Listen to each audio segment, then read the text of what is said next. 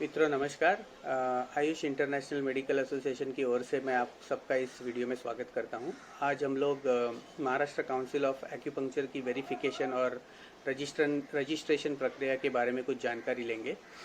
कल यानी 14 अगस्त से हम में से कुछ लोगों को काउंसिल की तरफ से एसएमएस आए हैं, जिसमें हमें काउंसिल की वेबसाइट पर जाकर हमारी जानकारी भरने को कहा गया है। कई लोगों की यह शंका है कि ये जानकारी तो हमने पहले भर दी है, तो अभी फिर से काउंसिल ये जानकारी क्यों मंगा रही है। तो मित्रों, कोविड-19 महामारी की वजह से वेरिफिकेशन प्रोसेस यानी जांच प्रक्रिया को आसान बनाने के लिए काउंसिल ने यह कदम उठाया है। आज 15 अगस्त हिंदुस्तान का स्वतंत्रता दिन है और मुझे यकीन है कि काउंसिल इस जानकारी के जरिए जल्द ही रजिस्ट्रेशन की प्रोसेस आगे बढ़ाएगी और हमें आत्मनिर्भरता की ओर ले जाएगी। हमें आर्थिक स्वतंत्रता, आज़ादी दिलाने में मदद करेगी। अगर किसी को अब तक एसएमएस नहीं आया है तो चिंता की बात नहीं है। जैसे कि आप सब जानते हैं, काफ़ी लोगों ने रजिस्ट्रेशन के लिए अप्लाई किया है और सबको एसएमएस आने में एक आध दिन और लग सकता है। दूसरा कारण हो सकता है कि आपका मोबाइल नंबर फॉर्म में सही नहीं भरा था या आपने आपका मोबाइल बाद में चेंज किया हो, बदल दिया हो। तो ऐसे में आपको क्या करना है कि काउंसिल की ईमेल आईडी पर एक मेल भेजना है, जिसमें आपका नाम, सही मोबाइल नंबर या नया मोबाइल नंबर, आपका ईमेल आईडी और एमसीए रजिस्ट्रेशन नंबर जो आपने जब फॉर्म भरा था वेरिफिकेशन का, तभी आपको मिला होगा, वो इंक्लूड करना है। उसके बाद यह लिखना है कि आपने जो फॉर्म भरा है उस पर आपका नंबर गलत है या चेंज हुआ है और नया नंबर आपने मेल में दिया गया है। इस ईमेल में एग्जैक्टली क्या लिखना है ये आपको इस वीडियो के नीचे कमेंट्स में मिल जाएंगे। अगर आप ये हमारी फेसबुक पेज पे देख रहे हैं तो कमेंट सेक्शन में मिल जाएगा। अगर आप हमारे यूट्यूब चैनल पे देख रहे हैं तो उसके कमेंट सेक्शन में आपको मिल जाएगा। तो आइए अब देखते हैं कि इस एसएमएस के साथ हमको क्या करना है।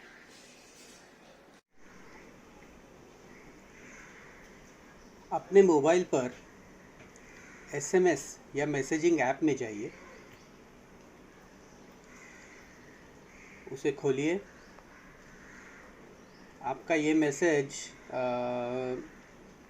एक स्पेसिफिक आईडी से आया होगा। मुझे जैसे VMCITECH इस आईडी से आया है, आपको भी शायद ऐसे ही किसी आईडी से आया होगा। उसे आप खोलिए। उसके अंदर दिया गया है आपका एप्लीकेशन नंबर दिया गया है वहाँ पर, और कहा है कि नीचे लिंक जो दी गई है उसके ऊपर क्लिक करके डिटेल्स भरिए।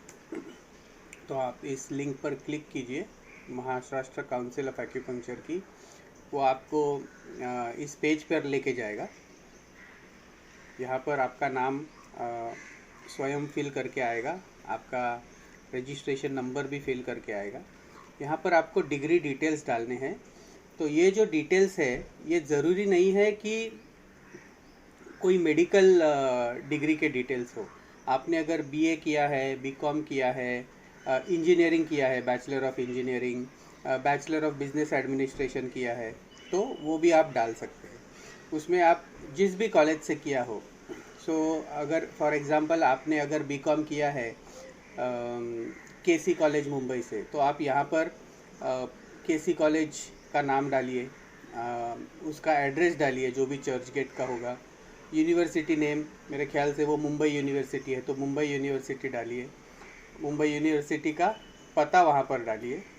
आप किस साल उत्तीर्ण हुए, किस साल आपने ये कोर्स पूर्ण किया, कंप्लीट किया, उस साल में डालना है। अगर आपने थर्ड ईयर बीकॉम 1999 में पास किया हो तो यहाँ पर आप 1999 डाल दीजिएगा, ठीक है।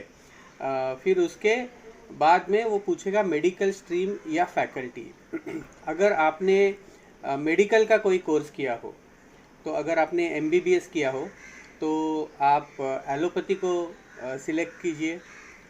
अगर आपने आयुर्वेदिक BAMS किया हो, ये BAMS रिकॉग्नाइज्ड यूनिवर्सिटी से होना चाहिए, तो आप आयुर्वेदिक पे क्लिक कीजिए। BDS किया है तो डेंटल पे कीजिए, होम्योपैथी किया है तो होम्योपैथी, यूनानी किया है तो यूनानी पे क्लिक कीजिए।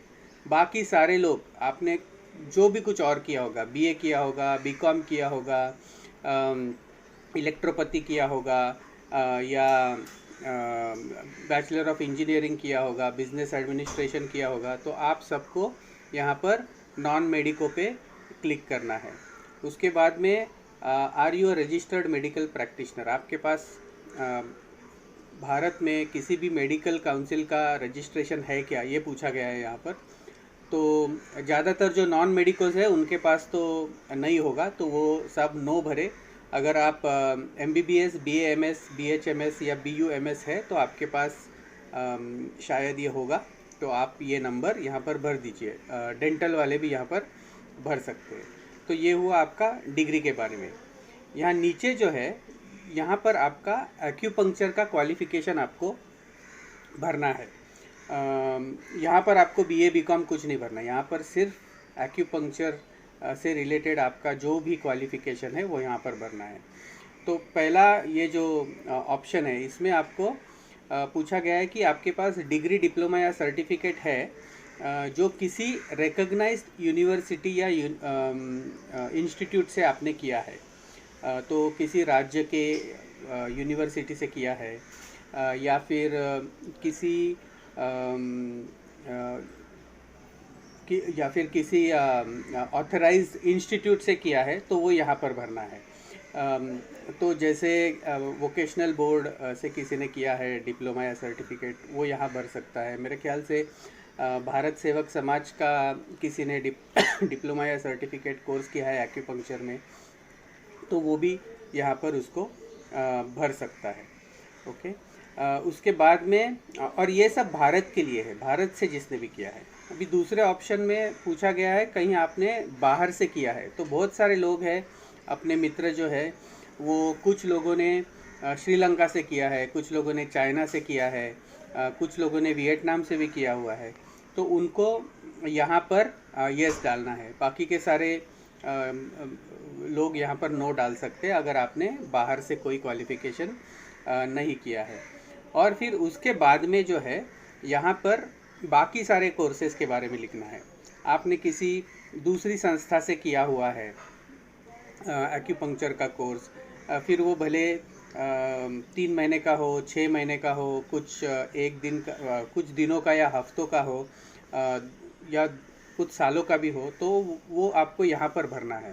तो अगर वो किया है, और ज़्यादातर लोग मेरे ख्याल से इसमें आ जाएंगे, तो इसमें आपको यस भरना है। अगर आप इसको यस करेंगे तो यहाँ पर आपको आपने जहाँ से कोर्स किया है उसका कॉलेज या इंस्टीट्यूट का नाम भरना है, फिर उसके बाद में इंस्टीट्यूट या कॉलेज का एड्रेस भरना है, और उसके बाद में ये कोर्स कितने ड्यूरेशन का था, यानी 4 दिन का था, 2 हफ्ते का था, 3 महीने का था, 1 साल का था, 2 साल का था, वो आपको इसमें भरना है। और ये भरने के बाद फिर I agree to terms and conditions, ये आपको सिलेक्ट करना है, और फिर आपको सबमिट बटन दबाना है। ये फॉर्म मेरी जानकारी भरने के बाद मैं सबमिट बटन दबाऊंगा। ये आपको दिखाने के लिए, समझाने के लिए मैं ये प्रयोग कर रहा हूँ। इसके लिए मैं अभी सबमिट दबा नहीं रहा हूँ, लेकिन आप लोग आपकी पूरी जानकारी भरने के बाद सबमिट बटन पर दबा दीजिए। तो मित्रों, बस आपके लिए इतना ही। आगे भी काउंसिल की तरफ से जो जो जानकारी मिलती रहेगी उसके बारे में हम आपको बताते रहेंगे।